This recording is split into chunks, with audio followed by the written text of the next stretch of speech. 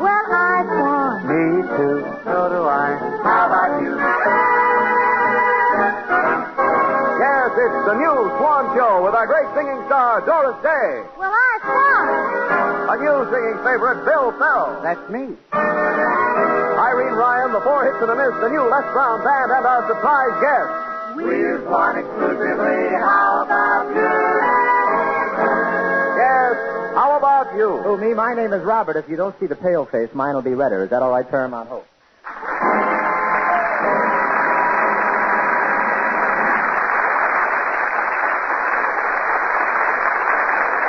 And now, Bob Hope's Swan's Eye view of the news. Washington, D.C. Figures released this week by the Bureau of Census revealed that the nation's population has climbed to over 147 million. And this year, Crosby didn't even help.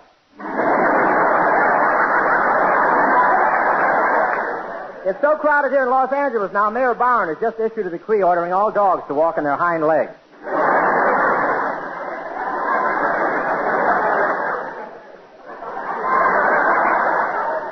And with all this new population, the housing situation has become so critical, thousands of people have to live in crowded trailers. A trailer that you can't use the kitchen yet, Mabel. I'm taking a shower in the oven. And those trailers really are small. One woman woke up in the morning and found her husband missing, but she got a wire that said, "I didn't desert you, honey. I turned over in my sleep last night, and I'm now on a Greyhound bus bound for Pittsburgh." Washington, D.C. Tighter laws for trapping and punishing spies will be a prime project of the new Congress, Attorney General Clark said today. Yes, sir, those spies have caused quite a shake-up in the Capitol. In Washington now, nobody orders pumpkin pie. They just say, "Bring me some microfilm a la mode." A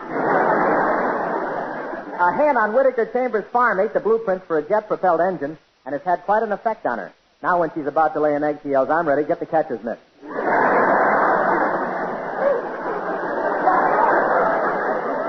And all this spy investigation over here has had an effect on the Russian hit parade. Their three latest songs now are "You Call Everybody Comrade," "Buttons and Borscht," and "I'll Be With You in Pumpkin Cutting Time."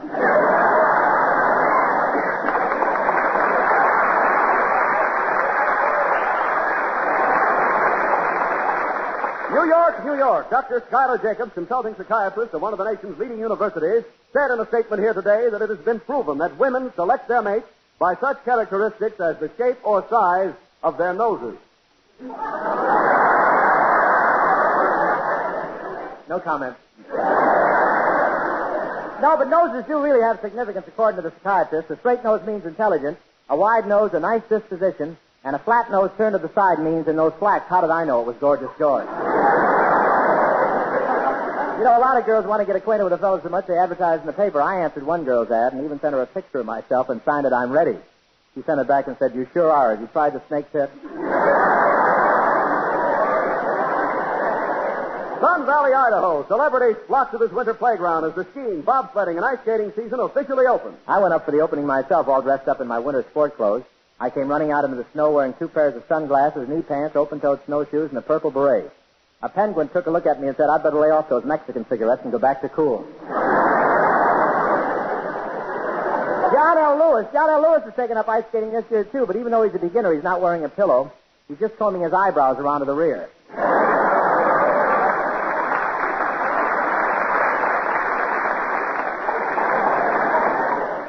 And Sidney Greenstreet was up there. He started on the ski slide in a white suit, and 3 reporters wired their papers that Mount Wilson was leaving for Florida. I went skiing once. I strapped on my skis like the instructor said. I crouched at the top of the hill like the instructor said. I went speeding down with my legs spread apart like the instructor said. Why didn't he say something about that tree in the middle? But I'm still crazy about the sport, though. In fact, I went skiing right here in Hollywood this afternoon. I strapped a lever brother on each foot and slid down a cake of Swan. Stop! Stop, I say. What happened? Egad, that I should live to face this horrible moment. That I should hear the sweet, pure, fragrant words. Swan. Spoken through the flabby lips of a comedian. Must be Oscar time, huh? Heavens to Betsy, boy. Bubble Brain, have you been snapping your shower cap again? What's happened? Don't try to jest your way out of this. You, sir, have broken a trust. You have violated Section 5, Article 7 of the Lever Brothers Code. Tell me more. You said the word Swan. And you weren't standing at attention. I was at attention. My pants are at ease. That's all. Wait a minute. Hi, listen.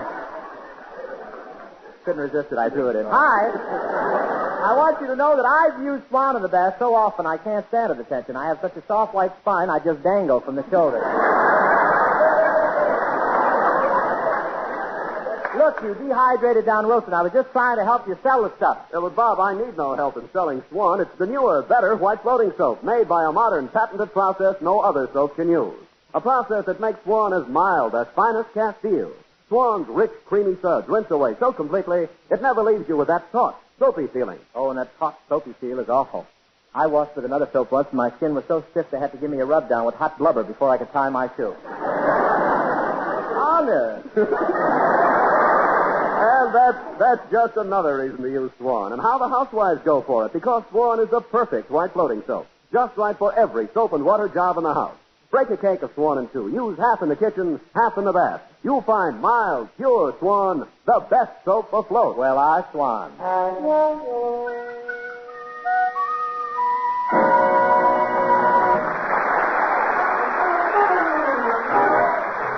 Here's Doris Day singing one of her favorite double jobs she usually does with Buddy Clark, That Certain Party. Tonight she's a little handicapped. You know that little so-and-so on what you call it street? Right next door to, I forget his name. Well, since we met, I don't know if I'm on my head or feet. But anyway, I love him just the same. Has he got naughty eyes? Yes, I have got naughty eyes. That certain party. You know the one I mean. Sure, I know the one you mean. That certain party of mine. Naughty eyes, turned up nose, close your teeth pretty close. But not a smarty. Has he got everything? Yes, I've got most everything. That certain party of mine. I met her on a Saturday, or was it Friday night? Maybe it was Thursday. Now let me see. I know it was on Sunday, and the sun was shining bright. In fact, the sun it always shines for me. Has she got you know what? Yes, I have got That certain party. Has she got, I forgot, Yes, I have got. You forgot. that certain party of mine? You know what? I forgot What? this and that quite a lot. Oh, what a party. Has he got love and rain? Yes, I have got a love. That certain party of mine. Whoa. Let's try it again, and I'll take the boys' part, if you don't mind. That certain party of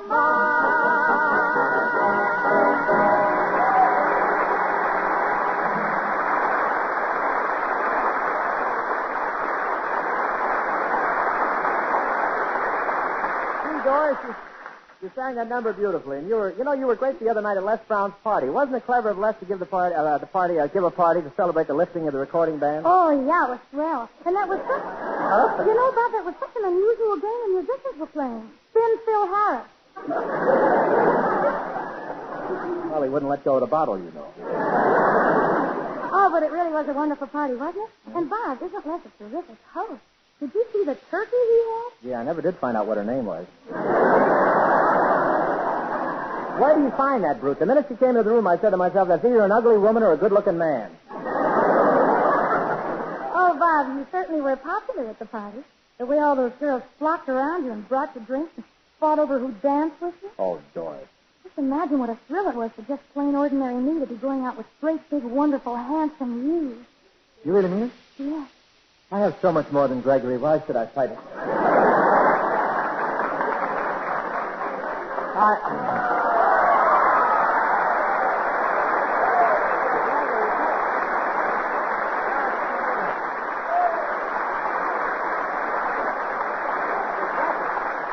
Shut that door! I resent that. Huh? What do you resent, Gregory? That's where you're supposed to get the applause there.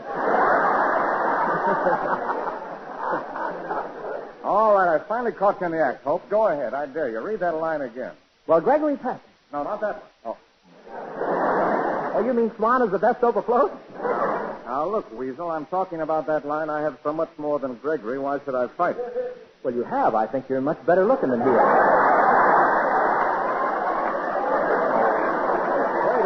Wait a minute. I'm Gregory. Yeah, but you're Gregory Peck. I'm talking about Gregory Ratoff.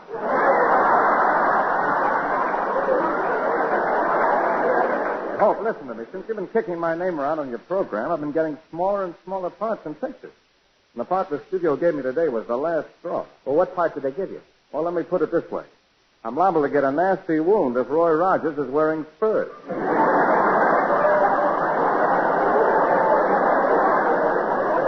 Well, gee, I'm sorry, Greg. Well, that's not all. People shun me. I have to sneak around corners and walk through dark alleys. I'm like a freak. You sound more like a Republican in Washington. But, Greg, let bygones be bygones. After all, this is quite an occasion having you on our show. Yeah, I've been waiting for months to see this guy who claims to have so much more than me. Well, what do you think?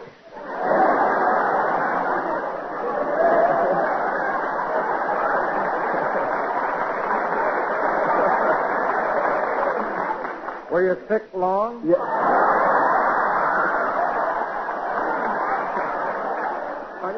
You got a lot of nerve saying you've got so much more than I have. Name one thing. Besides your stomach, that is. My stomach? Last time I saw a stomach like yours, there was a farmer sitting on a stool next to it with a bucket.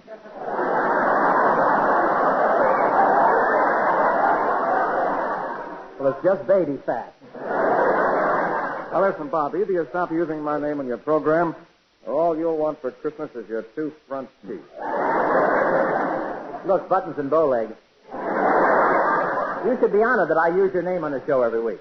Now, don't give me that honored stuff. As far as this show is concerned, it's Goodbye, Gregory. But, Greg, it's good publicity for you. Goodbye, Gregory. A lot of people hear this show. It'll help your career. Goodbye, Gregory. If you let us use your name, I'll see that you get $100 every week. Hello, Mort.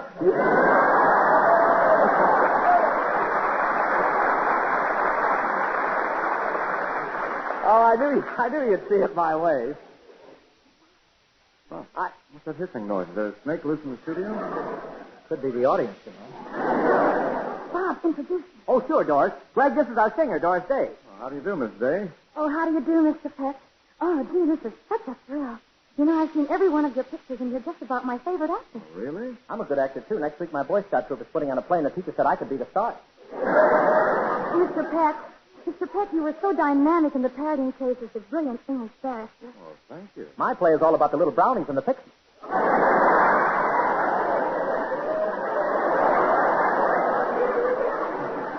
And in Gentleman's Agreement, you were really convincing as the fearless magazine writer. I play the part of a toadstool, and nobody can eat me because I'm poisonous.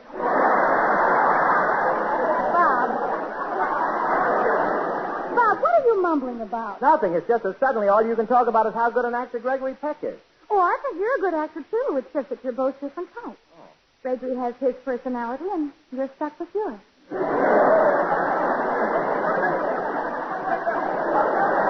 No personality. Listen, kid, all I know is that the last week Arthur Murray promoted me from sitting on the bench to dancing with him. Huh. And, I wasn't prepared for that. And not only that, but I can tell you... Bob, can I read it now? Oh, hello, Hi. Greg, this is Hi Everbeck, our announcer-type man. Well, how do you do, Mr. Peck? Can I read it now, Bob, my poem, Gregory Peck? Well? Ode to Gregory Peck. I never miss an opportunity to see you on the screen. Your acting is always dynamic, and your hands are always clean. Greg, you saw your last picture through a soap dish. Well, Bob, no matter how you look at it, Swan is the newer, better white floating soap. Better because Swan is made by a modern, patented process that no other soap can use. Its richer, harder-working suds rinse away so completely that dishes never need wiping. And Swan's richer suds keep your hands soft and smooth. That's true, Greg. My hands are so soft, if I want to wear a ring on my finger, I have to put a washer on first. And Swan is so economical because you can break it in two. Use half in the kitchen and half in the bath. And wherever you use it, you'll find that Swan is the best soap afloat. Oh, thank you, Hi. You did a fine job for Swan. Takes 2 Lever Brothers out of petty cash. Gee, Bob, you certainly have a lot of talented people on your show. That Hi Everback reads very well. Yes, he does. And Doris, you sing beautifully. Oh, it's so nice of you to say so. Greg, how about me? You'll be a big hit as a toadstool. Yeah. Well, Well, I have to be running along, Bob. It was nice seeing you again, and it was very nice meeting you, Doris. Oh, the pleasure was all mine. And now that you're leaving, Mr. Peck, I guess I ought to confess something. Oh, what? Well, even though I like Ray Cooper because he's the tall, silent type, and even though I'm fond of Clark Gable because he's got some muscular build, and I like Bogart because he's rough and tough. Yes? Well, Mr. Peck, when I look at your picture every night on my dresser, I don't have to turn off the light switch. I just black out. I have so much more than Bob hopes. Why should I fight it?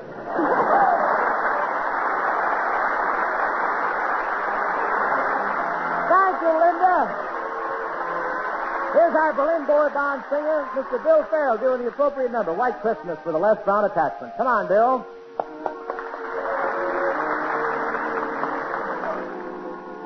I'm dreaming of a white Christmas, just like the ones I used to know, where the treetops listen, dreaming of a white Christmas, with every Christmas card I write. May your days be merry and bright, and may all your Christmases be white.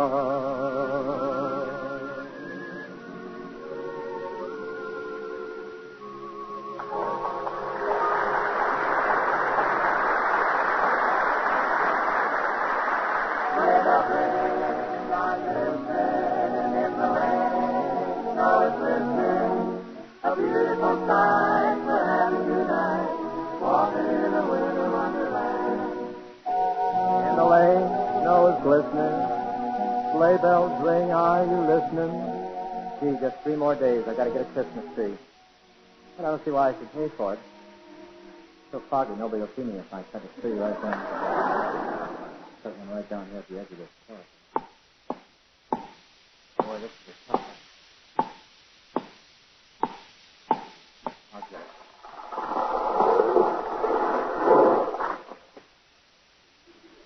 That did it. What's going on here? Oh, hello, officer. Well, I was just helping myself to a Christmas tree. But in all this fog, I guess I picked a pretty big one, didn't I? You sure did. You just chopped down the only telephone pole in Burbank.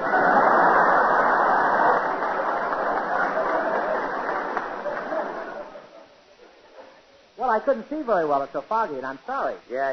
Well, get out of here and don't let me catch you around this park again. Oh, I won't. I promise, officer. If I'm not telling the truth, may I never get an offer from some other network.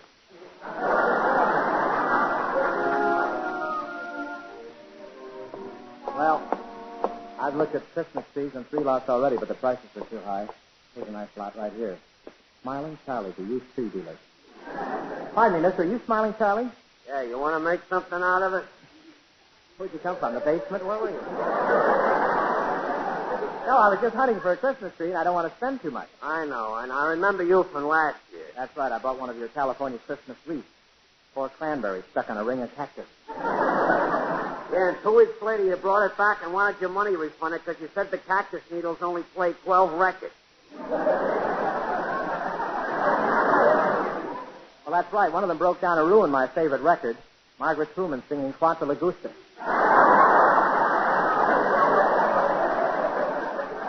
With Harry tap dancing the second chorus. Look, nozzle. Now, wait a minute. Why don't you go crazy and spend some money? Why don't you treat yourself to me Christmas Deluxe special for $32? Well, what would I get for that? Oh, it's sensational. I not only deliver the tree, but when I get to your house, I throw a few sprigs of holly around the floor, fill me mouth with popcorn, sing White Christmas, and snow on you for 10 minutes.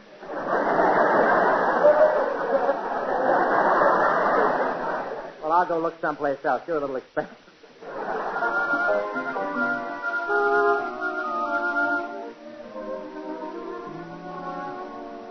Gee, there's a lot there with just one Christmas tree left on it.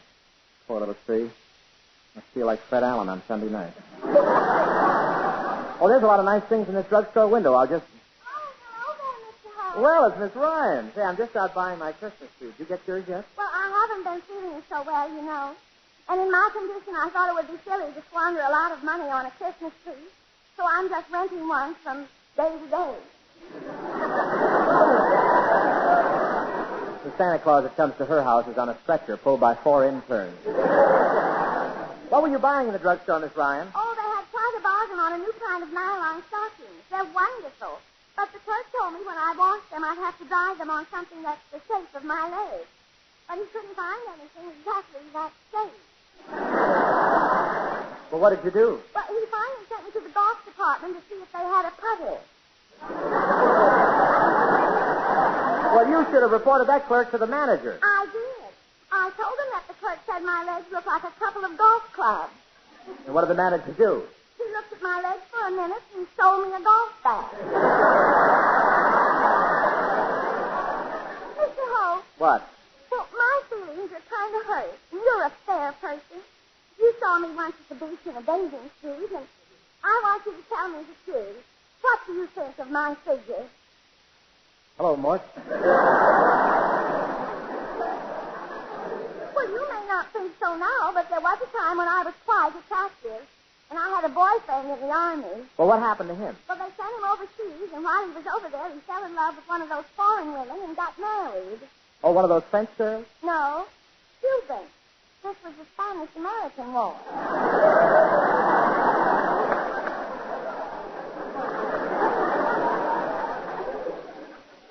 Well, maybe you'll meet some other man. Oh, yes, I'm not worried. Like Shelley the poet said, if you'll just have patience, a flower will grow in your garden of life. Yeah, well, you'd better hurry. Your topsoil's getting a little thin. Well, I've got to get along, Miss Ryan, and buy that Christmas tree. Oh, the holiday season does cost a lot of money, but I did save quite a lot on my Christmas card. Well, how's that? Well, my doctor just sent back my x-ray pictures, and my liver turned out to be shaped just like a reindeer. So I'm just going to paint some antlers on it and say Merry Christmas from deep down inside me.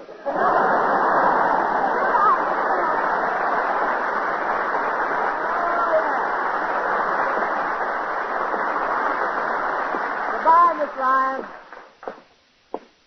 Oh, maybe I don't have to buy a Christmas tree after all. I'll just glue some spinach on my hat rack.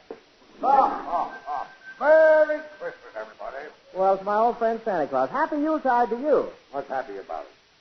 I got chilblains on my feet. My hands are so cold I've been ringing the bell with my teeth. And this morning they shut off my grandfather's Social Security.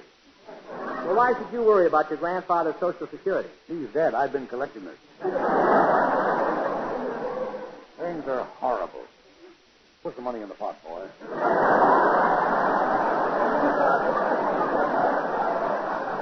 Well, I'm sorry you have such a sad story to tell. You ain't heard it all yet. You know what happened yesterday? My wife ran away with the neighbor next door. Oh, gee, that's terrible. How could that happen to you? Oh, I don't know. Just lucky, I guess. Merry Christmas, everybody. I don't know if I ever told you or not, boy, but I come from awful poor folks. Real poor, huh? Yep. There are 15 of us kids, and we didn't have any clothes at all. No clothes? Well, how could you keep warm? Well, every year come September, my mother called us all in and Simonized us for the winter. Well, that's pretty bad. But my folks had real poverty. We didn't have anything to eat at all. Really, boy? That's just a straight line, you know. You don't have to...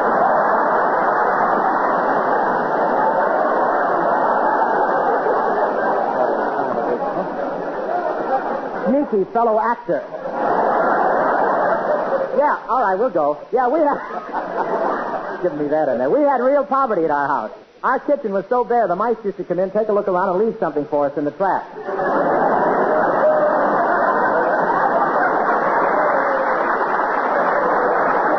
me tell you something about the mice in our house, boy. We had hundreds of mice. We didn't have any keys to catch them with. No kidding? The only thing we could catch them out with was to bait the trap with an IOU. Put the money in the pot, boy. Just a second, Santa. Who does this money go to? Well, it goes to buy parachutes for baby kangaroos that fall out of their mother's pouches. Look, you realize that what you're doing is practically larceny? It is?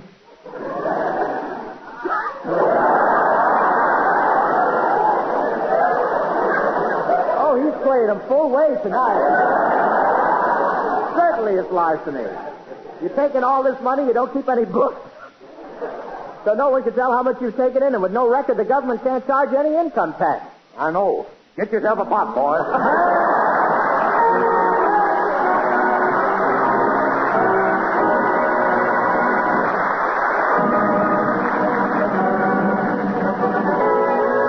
Okay, Wally.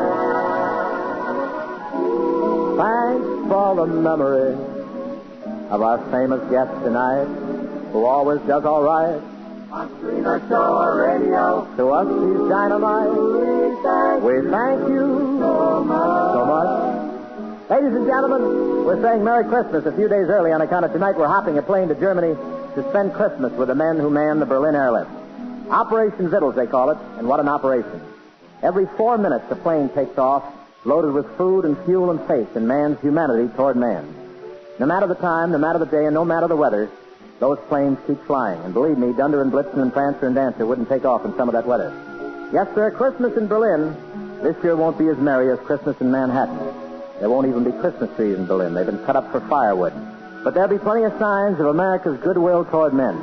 In fact, one every 4 minutes. So next week you'll be hearing us from Berlin with Irving Berlin, Jinx Falkenberg, Jane Harvey, Irene, Bill, and a few surprise guest stars. Till then, Merry Christmas, ladies and gentlemen. Merry